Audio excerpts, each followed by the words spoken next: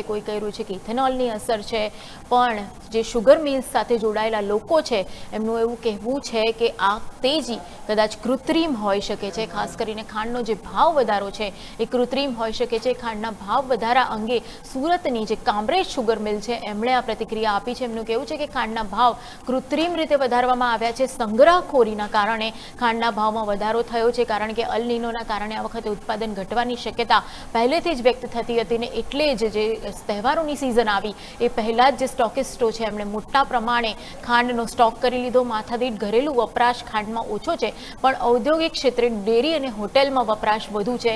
Ethanol મોલેસીસમાંથી બને છે અને ખાંડ સાથે કોઈ લેવા દેવા નથી એવું કહેવામાં આવ્યું છે. ખાંડમાં સલ્ફરનો ભાવ છે એ પ્રતિ કિલો ટન 21 રૂપિયા થઈ ગયો છે અને ખેડૂતોના હિતમાં ભાવ વધારો હોય તો વ્યાજબી છે એવું તેમનું કહેવું છે. ખેડૂતોને ફાયદો નથી મળતો અને આર્થિક ભારણ વધી રહ્યું છે એવું કહેવામાં આવી રહ્યું છે. સરકારે સંગ્રહખોરી પર ધ્યાન આપી ભાવ કાબૂમાં લેવા જોઈએ એવું કહેવામાં આવી રહ્યું છે. તો કામરેજ શુગર મિલે આના પર શું પ્રતિક્રિયા આપી આવો સાંભળીએ.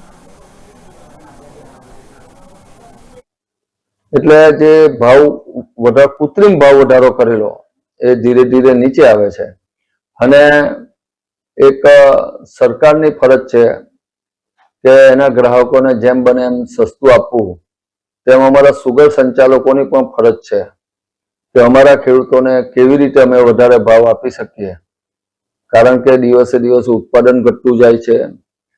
અમારી પ્રોસેસની જ વાત કરું તો સલ્ફરના ભાવ જે 2 વર્ષ પહેલા 8-9 હજાર હતા, ગયા વર્ષે 47,000 રૂપિયા એવરેજ અમને પડી છે.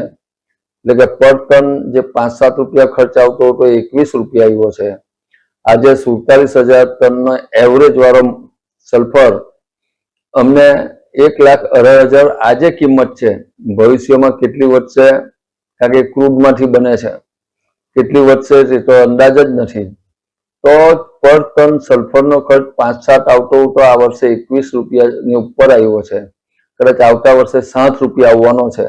જો અમને અમારા ખેડૂતોને આ વધારાનો લાભ, ખાંડના ભાવના વધારાનો લાભ નહીં મળે તો અમારા ખેડૂતો પણ નાસીપાસ થઈ જાય એ પરિસ્થિતિ છે. એટલે ખેડૂતોને પોષણક્ષમ ભાવ મળે એ પણ જરૂરી છે. એની સાથે સાથે અન્ય વસ્તુઓના પણ ભાવ વધ્યા છે, મજૂરી વધી છે.